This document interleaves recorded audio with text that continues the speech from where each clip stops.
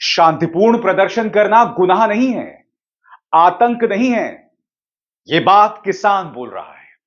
क्या भारतीय जनता पार्टी राहुल गांधी के ऊपर टारगेट प्रैक्टिस कर रही है? यानी कि उन्हें बार बार खलनायक, रावण के तौर पर पेश करना। क्या राजनीति में यह जायज है? शुरुआत करना चाहेंगे हम राहुल गांधी के साथ। दोस्तों, आपकी स्क्रीन पर देखिए, भारतीय जनता पार्टी राहुल गांधी को राजा बाबू बता रही है। वो ये बतलाने की कोशिश कर रही है कि देखिए राहुल गांधी के कितने अवतार हैं। आपको याद होगा, डेविड धवन की एक फिल्म आई थी जिसका नाम था राजा बाबू। उस फिल्म के अंदर गोविंदा जो होते हैं वो अनपढ़ होते हैं। उनकी शिक्षा को लेकर एक बहुत बड़ा सवालिया निशान होता है। और गोविंदा जिस लड़की से शादी करने वाला होता है, यानी कि करिश्मा कपूर, उसके सामने वो अपने कई रूप पेश करते हैं। वो डॉक्टर भी है, पुलिस वाला भी है, आर्मी वाला भी है, लॉयर भी है, सब कुछ है। और यह बात करिश्मा को तब पता चलती है जब वो उनके घर में जाती है। इसीलिए राहुल गांधी के बारे में कहा जा रहा है कि वो राजा बाबू हैं। अब कांग्रेस चुप तो बैठने वाली नहीं थी। वो पलटवार कर रही है सीधे प्रधानमंत्री नरेंद्र मोदी पर। कांग्रेस ने प्रधानमंत्री के ये सारे रूप जो हैं वो पेश कर दिए हैं। प्रधानमंत्री को आप यहां अलग अलग गेटअप में देख सकते हैं, अलग अलग वेशभूषाओं में देख सकते हैं। कभी वो आर्मी वाले बने हैं, कभी कुछ बने हैं, तो कभी कुछ।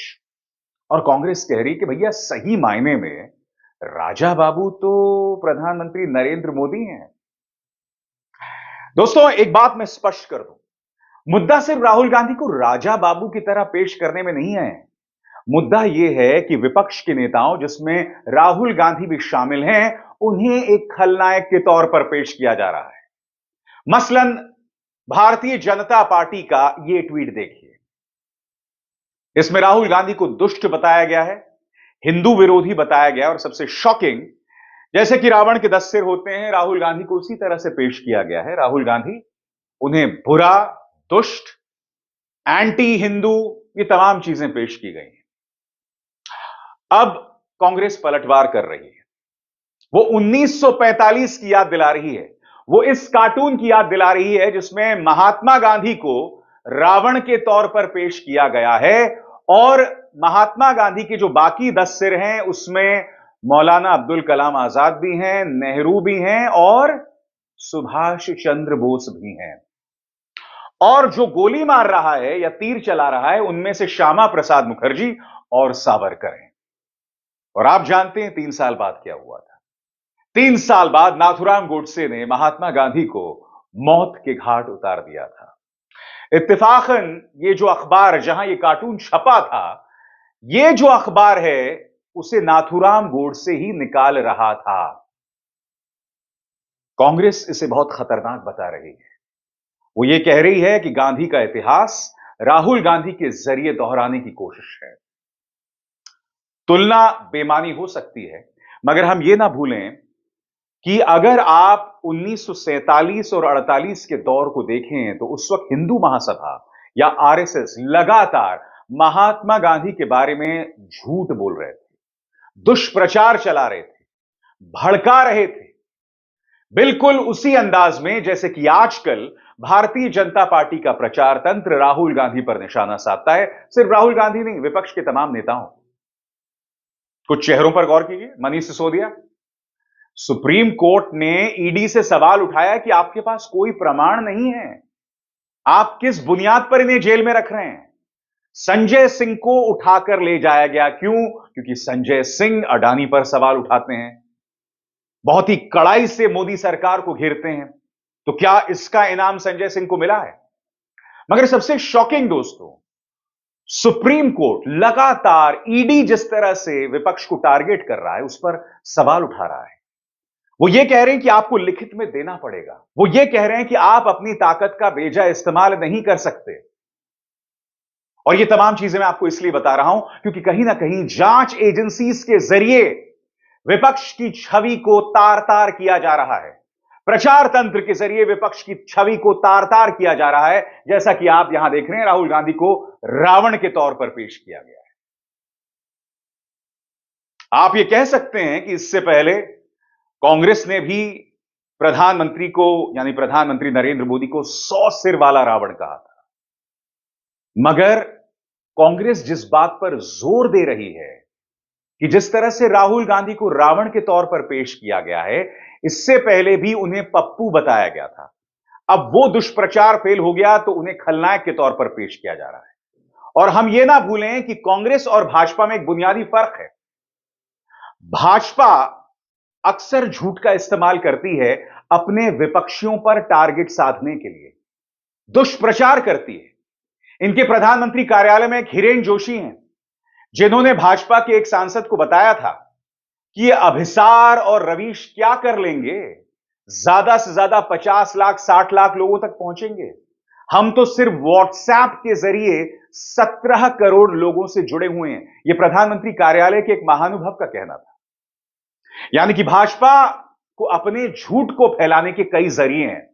मीडिया तो है ही, व्हाट्सएप के जरिए। और आप जानते हैं व्हाट्सएप यूनिवर्सिटी, इस जुमले का जो शब्दावली का इस्तेमाल किया जाने लगा है, यह भाजपा के राज में किया जाने वाला है। इसलिए यह तुलना ही बेमानी है। हम यह ना भूलें कि जब भाजपा टारगेट करती है तो बहुत ही बेरहमी से टारगेट करती है। इस कदर टारगेट करती है कि सामने वाले की इज्जत पर बनाती है, उसकी सुरक्षा पर बनाती है। और हम यह भी ना भूलें, भाजपा और कांग्रेस में बड़ा फर्क यह है कि भाजपा के हाथ में पैसा है, ताकत है, एजेंसीज हैं। तो यह तुलना ही बेमानी है। अगर कांग्रेस ने प्रधानमंत्री को 100 सिर वाला रावण कह भी दिया तो वो बात वहीं की वहीं रह जाती है। मगर जब बीजेपी कहती है तो वो व्हाट्सएप के जरिए फैलता है, एजेंसीज का इस्तेमाल होता है, जैसे कि होता आया है। तो जैसे मैंने कहा, यह तुलना बेमानी है और यह बहुत ही खतरनाक है कि आप विपक्ष के नेताओं को इस तरह से टारगेट करते हैं, जो नहीं होना चाहिए, जो बार बार किया जाता है। क्यों? क्योंकि राहुल गांधी भारत जोड़ो यात्रा के जरिए, संसद भवन के जरिए कुछ असहज करने वाले सवाल उठाते हैं, प्रधानमंत्री के लिए मुश्किल पैदा करने वाले सवाल उठाते हैं, जो बीजेपी को स्वीकार नहीं है। इसीलिए कभी तो उनकी सांसदी पर बन आती है, उन्हें मानहानि के मामले में अधिकतम सजा सुना दी जाती है, और फिर प्रचार तो चल ही रहा है, दुष्प्रचार तो चल ही रहा है, साथ साथ एजेंसीज के जरिए भी टारगेट किया जाता है। तो फिर मैं आपसे पूछता हूं, ऐसे में क्या बीजेपी और कांग्रेस के प्रचार को हम एक ही मंच पर रख सकते हैं? सवाल ही नहीं है, कोई तुलना ही नहीं है। मैं फिर दोहरा दूं, भाजपा के पास पैसा है, ताकत है, एजेंसीज है, दुष्प्रचार की एक पूरी मशीनरी है, और गोदी मीडिया है जो नतमस्तक हैं। राहुल गांधी और संजय सिंह पर इसलिए निशाना साधा जाता है क्योंकि वो कठिन सवाल पूछते हैं, क्योंकि वो सरकार की नीतियों के खिलाफ प्रोटेस्ट करते हैं।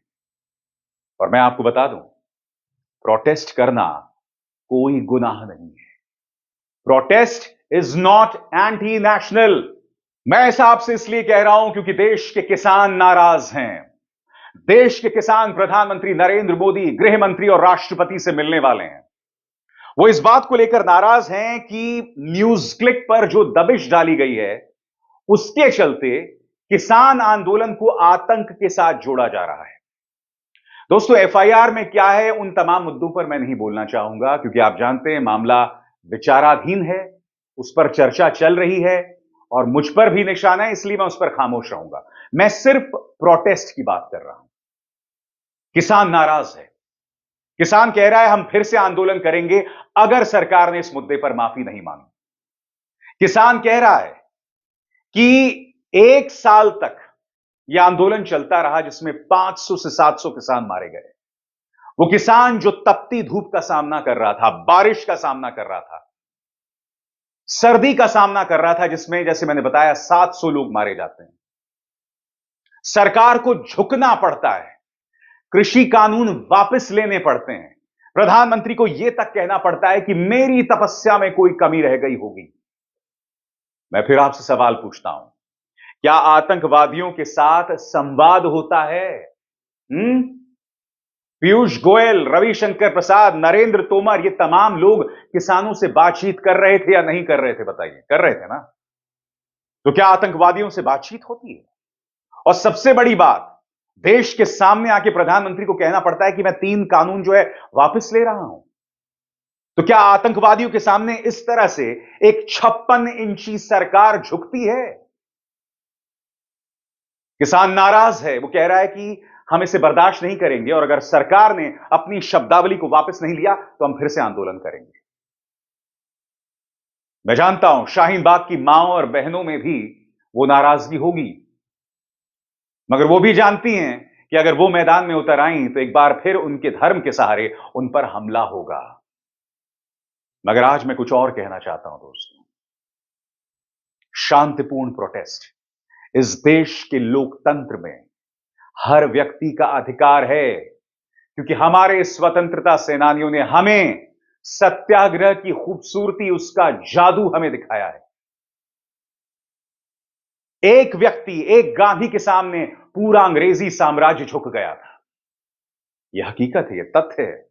चाहे अंग्रेजों के सामने 12 बार माफी मांगने वाले लोग जो मर्जी कहें, मुस्लिम लीग के साथ दो जगहों पर सरकार बनाने वाले लोग कुछ भी कहें, 52 साल तक अपने मुख्यालय में झंडा ना फहराने वाले, तिरंगा ना फहराने वाले कुछ भी कहते रहें, हकीकत यह है कि इसी सत्याग्रह के जरिए अंग्रेजों को नाको चने चबवाए गए थे।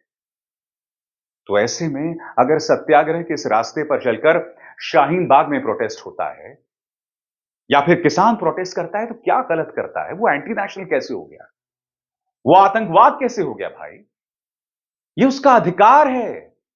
और मैं बार बार कहता रहा हूं आपसे, अगर आप शांतिपूर्ण ढंग से अपनी बात रख रहे हैं, बगैर हिंसा का इस्तेमाल किए, तो मेरा जैसा पत्रकार हमेशा आपके साथ रहेगा। मगर अगर आप हिंसा का सहारा लेंगे, चाहे आपका मुद्दा जो है जितना भी जायज हो, आपका संघर्ष जितना भी जायज है, एक बार आप हिंसा का दामन थाम लेते हैं तो गलत होता है।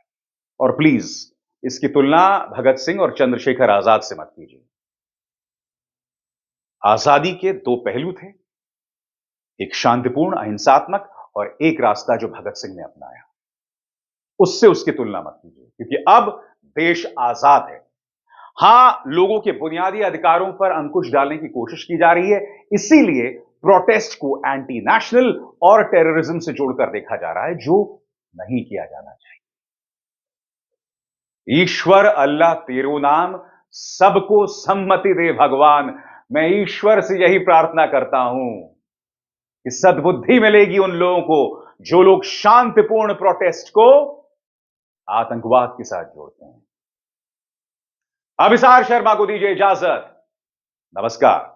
स्वतंत्र और आजाद पत्रकारिता का समर्थन कीजिए, सच में मेरा साथी बनिए। बहुत आसान है दोस्तों, इस ज्वाइन बटन को दबाइए और आपके सामने आएंगे ये 3 विकल्प, इनमें से एक चुनिए और सच के इस सफर में मेरा साथी बनिए।